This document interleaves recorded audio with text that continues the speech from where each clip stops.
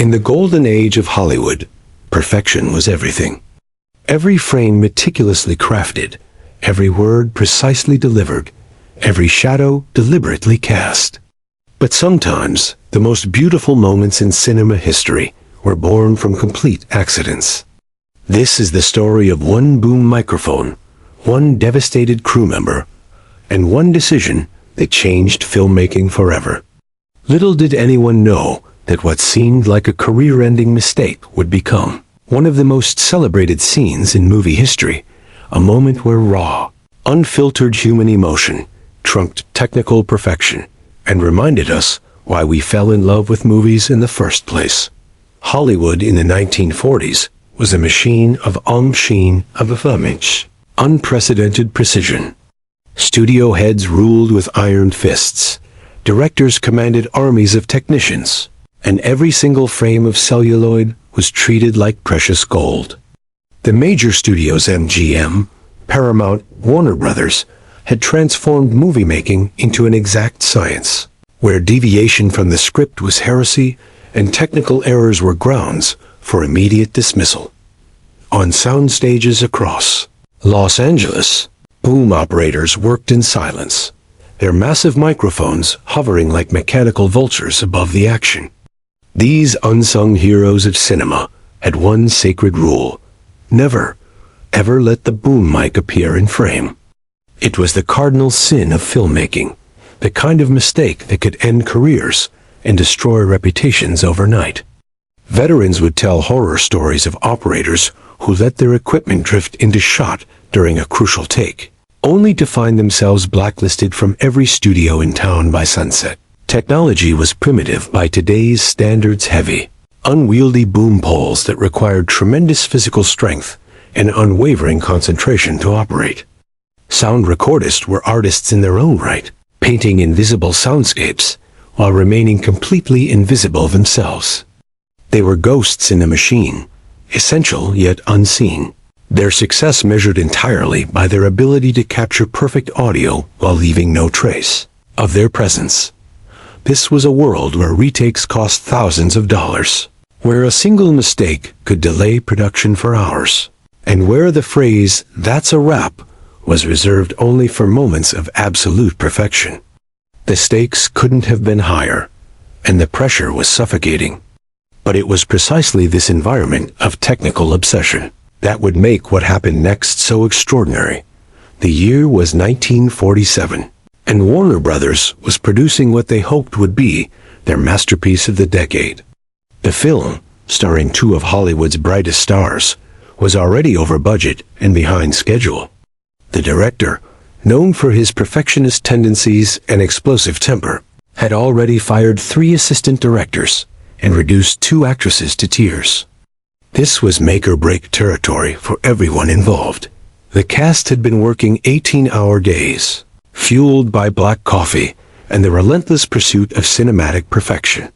The female lead, a rising star whose previous film had catapulted her to fame, was carrying the weight of the entire production on her shoulders. Her co-star, a seasoned veteran with 3 Academy Award nominations under his belt, knew this could be the role that finally earned him the golden statue he'd been chasing for over a decade, the particular scene that would change.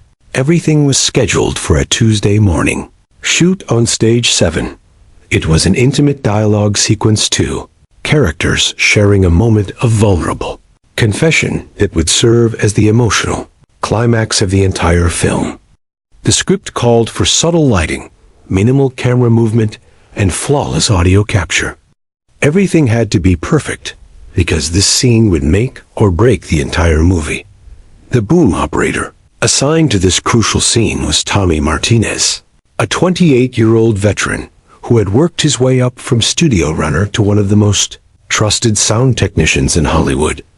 Tommy had never missed a cue, never dropped equipment, never let a boom drift into frame. His reputation was spotless, his technique flawless. He was exactly the kind of professional you wanted handling the most important scene of your career. Little did anyone know that Tommy's perfect record was about to come to a spectacular end. Stage 7 at Warner Brothers was a cathedral of creativity, its vaulted ceilings stretching 40 feet above elaborately constructed sets. But on this particular morning, it felt more like a pressure cooker ready to explode. The film was already 3 weeks behind schedule, and studio executives were making increasingly frequent visits to the set, their worried whispers echoing through the cavernous space like harbingers of doom. The director, Martin Kellerman, was a man whose brilliant vision was matched only by his volcanic temper. Cast and crew members had learned to read the subtle signs of his mounting frustration, the way he tugged at his signature bow tie, the increasingly rapid tapping of his fingers against his director's chair, the deadly quiet that preceded his legendary explosions. Today, all the warning signs were flashing red. The leading lady, Catherine Vale, sat in her canvas chair between takes, chain-smoking cigarettes and running her lines under her breath. Her emerald eyes, which had captivated audiences in 3 previous films, now reflected the bone-deep exhaustion that came from months of grueling production.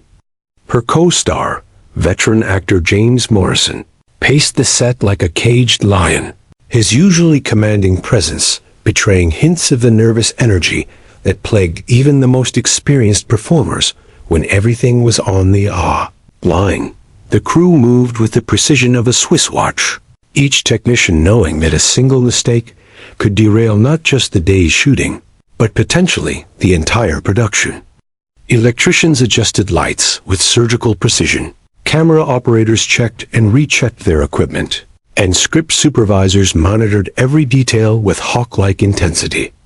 In this environment, Tommy Martinez gripped his boom pole with hands that had never trembled before, but today felt the weight of everyone's expectations pressing down like a physical force. Tommy Martinez had grown up in the shadow of the Hollywood sign, the son of a studio carpenter who had helped build some of the most iconic sets in movie history. From childhood, Tommy had understood that movies were magic, but they were magic created by the hands and hearts of ordinary people working in extraordinary harmony. He had started at Warner Brothers as a 16-year-old runner, carrying coffee and messages between departments, absorbing the rhythms and rituals of filmmaking like a sponge. By 1947, Tommy had evolved into something of a legend among sound crews. His technique was so smooth, so intuitive, that directors often forgot he was there, which was exactly the point. He could follow complex camera movements while keeping his microphone perfectly positioned, never casting unwanted shadows, never creating unwanted noise. Other boom operators came to him for advice, studying his methods like students of a master craftsman. But Tommy was more than just technically proficient. He understood storytelling in a way that few technicians did. He could sense the emotional beats of a scene, anticipating when actors would move or when their voices would drop to a whisper. He didn't just capture sound. He captured the soul of a performance. Directors trusted him implicitly because they knew Tommy would never let them down. The pressure of working on such a high-stakes production should have been routine for someone of Tommy's caliber. He had handled bigger stars, more complex scenes, tighter schedules. But something was different about this particular morning. Maybe it was the way the morning light slanted through the stage windows, or the unusual tension crackling through the air, or simply the weight of knowing that this scene would make or break not just the movie, but the careers of everyone involved. Whatever it was, Tommy felt an unfamiliar flutter of nerves as he positioned himself for what he assumed would be just another perfectly executed take. The scene itself was deceptively simple, a moment of raw emotional confession between two characters who had spent the entire film dancing around their true feelings. Catherine Vale's character, Elena, was finally ready to admit her love for James Morrison's character, Robert, but only after revealing a devastating secret that could destroy them both. It was the kind of scene that separated good actors from great ones, the kind of moment that audiences would remember long after the credits rolled. The set was dressed as Eyes, Elena's modest apartment, complete with worn furniture and fading wallpaper that spoke of dreams deferred and hopes slowly dying. Soft, warm lighting created an intimate cocoon around the two characters, while the cameras prepared to capture every subtle emotion that would flicker across their faces. This wasn't a scene that relied on spectacle or special effects. It lived or died on the raw power of human emotion. Director Martin Kellerman had spent hours with his actors, exploring every nuance of their characters' relationship.